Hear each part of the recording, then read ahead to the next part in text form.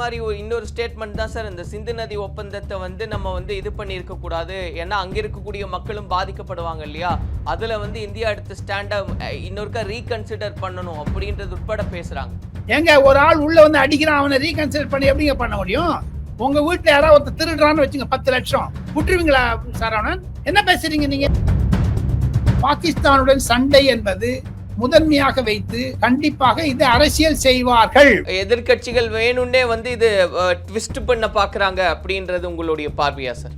அப்ப மு.க. ஸ்டாலின் சொல்ற மாதிரி எதிர்கட்சிகள் எதிரி கட்சிகளாக தான் இருக்கிறது இந்தியாவிற்கு.